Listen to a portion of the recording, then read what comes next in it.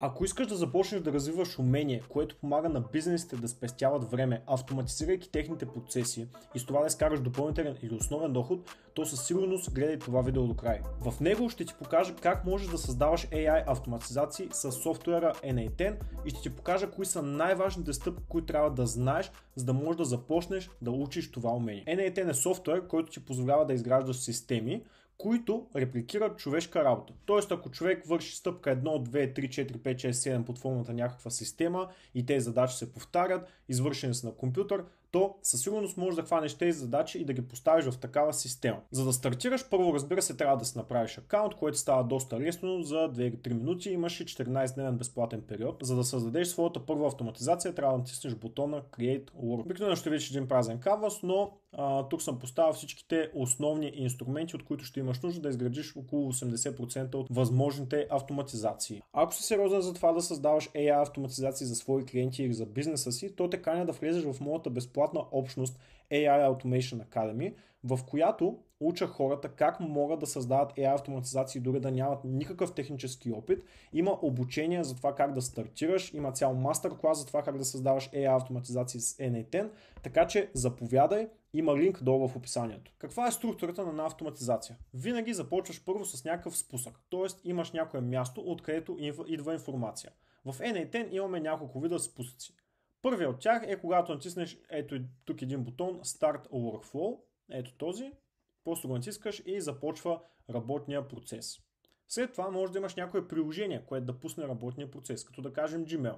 Тоест процесът, който ще бъде активиран, ще започне от Gmail. Да кажем, получи си някакъв имейл, този имейл има конкретна ключова дума и следователно да, може да започнем процеса и той ще върви напред. След това имаме Schedule спусък, който какво представлява, че всеки ден, да кажем в 9 часа, ще искаш да спуска някаква система за създаване на имейли на някаква тема за твоите абонати, например. Или пък създаваш някакви блогпостове, или пък искаш да получаваш новини в сферата, която те интересува. Аз съм създал такива автоматизации, които всеки ден ми дават новини в AI сфера. Имаш и Webhook. Webhook какво представлява? Това е връзка с някакъв сайт. Ако имаш сайт с форма вътре, да кажем рекламираш някакъв продукт, хората трябва да влязат в сайта, да пълнят някаква форма или да купят някакъв продукт, за да се получи връзката между сайта и между N8. Webhook осъществява тази връзка и той всъщност свързва тези две страници. Той свързва страницата на N8 с страницата на сайта.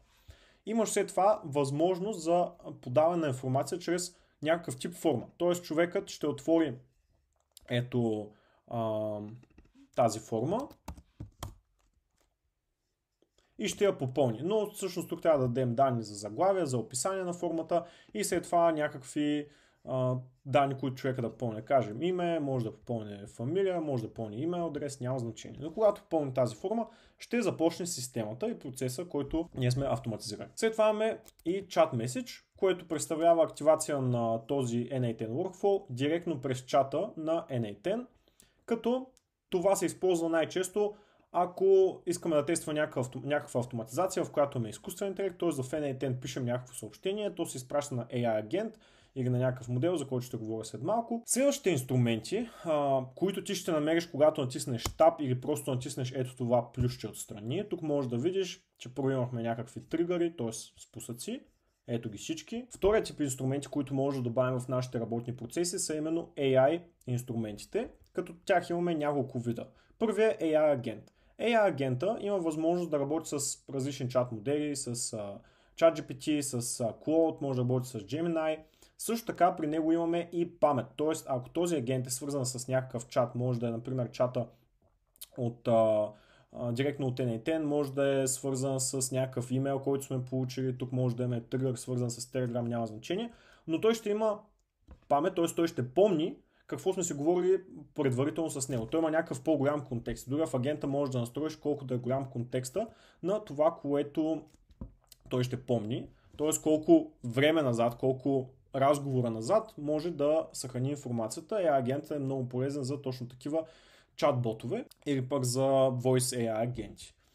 Следващия е нормалният AI Node, в който директно имаме избран вече предварително AI модел, в случая ChatGPT, за да свържеш AI модел, който и да е ChatGPT, Claude, Gemini. Следващия може да е свързан с Claude, следващия може да е свързан с Gemini, но всички работят по един и същ начин. Тоест те получават някакъв input предварително.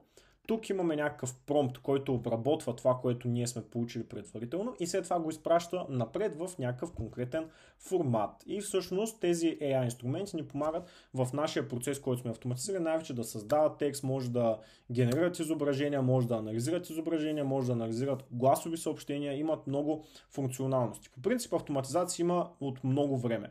Софтуер като Zapier, Make.com са създавали статични автоматизации, т.е. се изпълнява стъпка 1, стъпка 2, стъпка 3, стъпка 4, но AI инструментите вече добавят една стъпка, даже няколко стъпки развитие, защото вече може да има много по-интелигентен начин, по който се предава информацията, по който се анализира информацията и дори се генерира нов тип информация. Ето тук има и един друг нод, който всъщност когато получим някакво съобщение от предишните стъпки в нашата автоматизация, може да кажем, окей, сега ще класифицираме този текст. Тоест, ако сме получили, да кажем, някакъв имейл и трябва да кажем дали е положителен имейл или отрицателен имейл, да кажем, сме писали на много хора студени имейли за предлагане на някакви услуги и може с този класифайер да анализираме по какъв начин те са ни отговори. И следователно, ако те са ни отговори положително, ще имаме възможност да кажем окей и получим положителен отговор, ако не отрицателен отговор. И вече не е просто if else, т.е. ако получим тази дума, значи може да продължиш напред, или ако имаме тази дума, продължаваме на друга страна, вече текст класифайера може много по-комплексно да анализира някакво съдържание и следователно да вземе решение в каква посока да продължи да се развива. Следващата категория инструменти са именно външни приложения или third party приложения, които ние може да свържем с нашата автоматизация. Когато ние имаме стъпки, които се изпълняват в някакъв работен процес, винаги трябва да може да работим с инструментите, които ползваме в нашата работа или в бизнеса, с който работим. Те може да са Google Sheet, може да са Discord, Notion, Gmail. Apify служи за получаване на информация от интернет или скрепинг на информация, но като цяло има страшно много инструменти, които може да използваме. Ако не ме лъжа, паметта бях към 1500 или 2000, не съм сигурен, но постоянно добавят нови инструменти. Малко по-късно ще ти покажа как може да добавиш някой инструмент, който не е в този списък. Както виждаш, има LinkedIn, има PayPal, има Pipedrive, има толкова много неща, има Reddit, въобще много инструменти, които се ползват от много компании, които се използват от много работни процеси, така че всички тях може да ги свържиш в своята автоматизация. Когато се предават данни по нашия поток или по нашия работен процес, има начини, по които тези данни може да бъдат манипулирани. Да кажем, получаваме имейл и от него искаме да вземем само едни данни. Или пък получаваме данни от някаква таблица. Искаме по някакъв начин да ги преобразуваме. Вече имаме начин, по който тези данни се манипулират. Първото или най-добрият начин, по който можеш да го правиш, не е толкова лесен, но въпреки това можеш да го правиш с код. Тоест, получаваш нещо от предишната стъпка, някакво парче код минава през тези данни, прави някакви по-интересни манипулации на данните. Естествено, това нещо може да го направиш с ChatGPT, т.е. в предната стъпка да си получил някаква информация.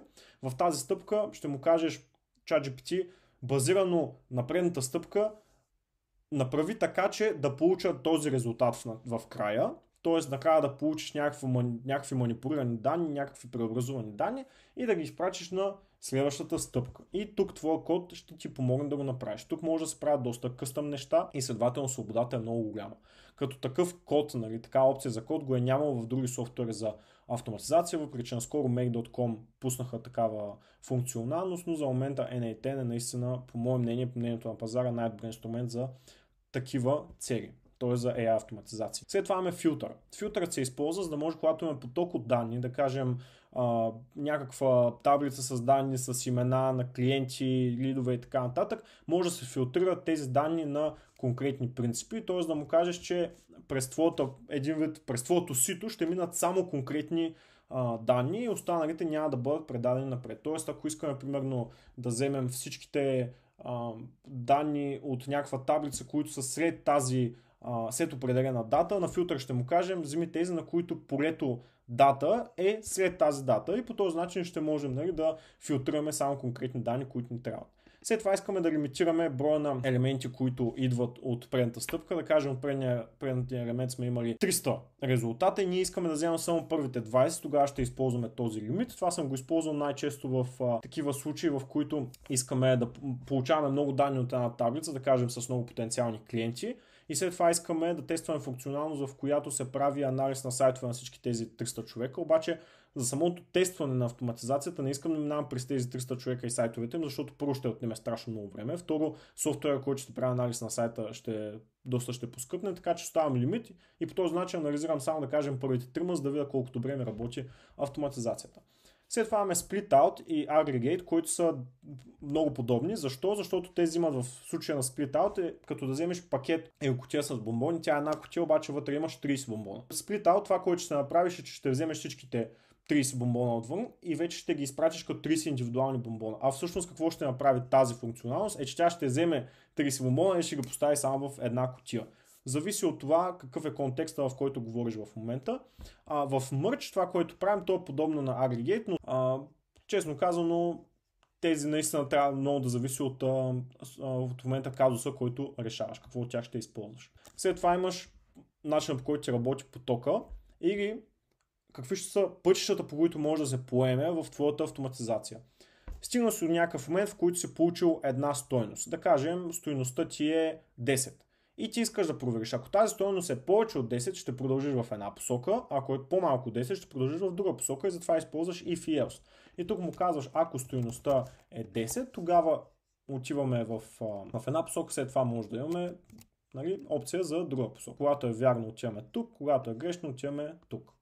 Loop override всъщност изпълнява едно и също действие върху някаква колекция от, да кажем, 20-30, няма значение колко обекта и следователно всеки един обект ще мине през него и ще осъществи действието.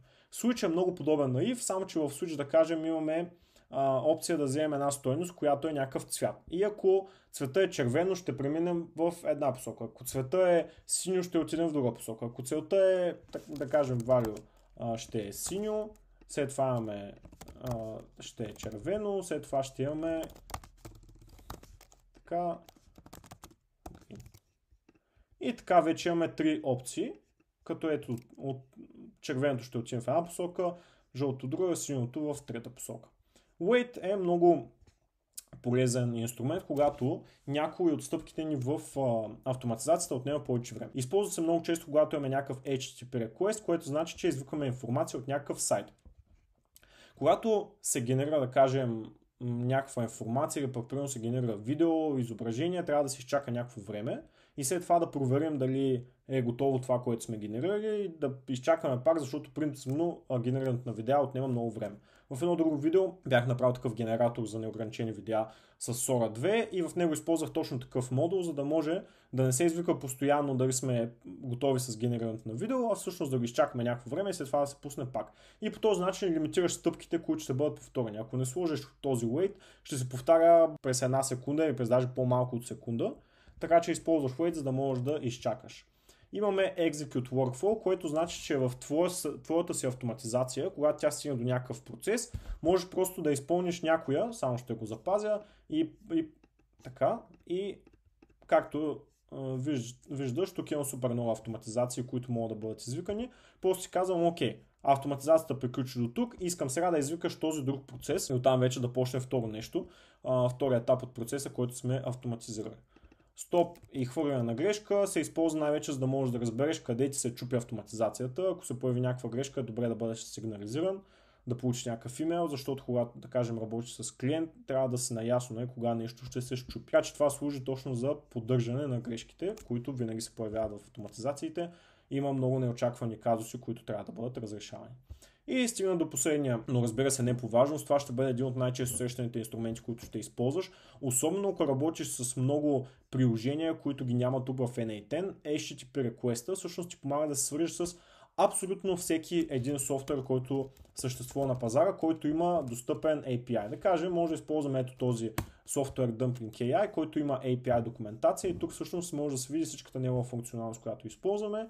И тук аз искам да правя някакво търсене, само копирам този код, след това идвам тук, натискам ето този бутон, поставям кода импортвам го и тук вече само да трябва да добавя някакъв токен и вече мога да правя някакво търсене в интернет с конкретни ключови думи. И по този начин аз мога да свържа с всеки един инструмент. Инструменти за генериране на видеа, генериране на изображения, генериране на лидове, може да свържеш с всичко, за което се сетиш, което има точно такъв достъп, предоставен от програмистите на самия софтуер. Вече когато имаш всички тези инструменти, каква е основната идея? Че ти ще анализираш проекта на своя клиент или пък твоя процес и ще започнеш да нареждаш парчета в пъзел. Тоест казваш, искам да генерирам автоматично всеки ден в 9 часа идеи за съдържание в социалните мрежи, да ги пазя в Google Sheet. И какво ще направя? Ще използвам Schedule Trigger, защото той може да се пуска всеки ден в 9 часа. След това моят AI агент ще бъде свързан с този тригър и тук ще имаме някакво съобщение, като идваме тук и тук му казваме Generate ideas for social media posts. Така. Тук естествено даваме много подробен промпт, защото не искаме толкова глупаво, не искаме по едно изречение.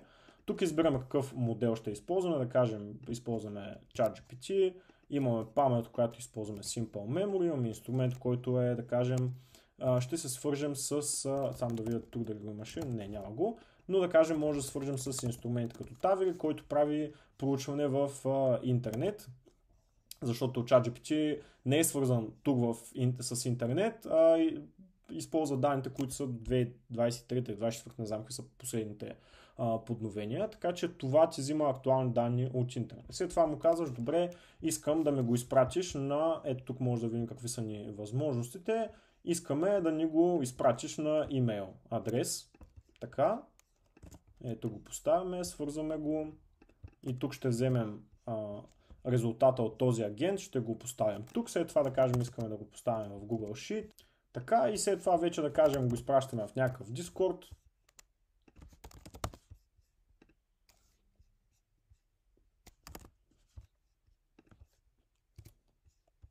И след това имаме нова поредица, в която искаме да изпълним някой друг workflow. Тоест вече, да кажем, може да е за AI генерирана видеа и се изпълнява друг поток, в който взимаме нови стъпки за създаване на видео и примерно качване в всички социални мрежи наведнъж. Тоест, на твоята работа е просто да сглобяваш парчета, знай каква е голямата задача, разбивайки ги на по-малки части и след това вече, имайки един цял готов процес, може да го използваш за себе си, може да го използваш за клиенти, можеш постоянно да го подобряваш, да подобряваш промптовете си, да подобряваш начина, по който се предвижват данните по самата автоматизация и като цяло може да се развиеш въображението и да създадеш и да автоматизираш всякакви процеси. Това са ти основните инструменти, които ще използваш. Вече твоята работа е да започнеш да се упражняваш и да влезеш в безплатната общност, в която ти показвам стъпка по стъпка как да изграждаш цялостни такива системи. Навлизам в повече подробности как се използват и всеки един от отделните инструменти, за да разбереш пълния им потенциал. Може да влезеш вътре, общността е безплатна, има други хора, които също се интересуват от тези автоматизации, собственици на бизнес, така че е перфектното място, където да започнеш. Очаквам те вътре. Абонирай се за канала ми, последвай ме в Instagram, има линк долу в описанието и ще те очаквам в следващото видео.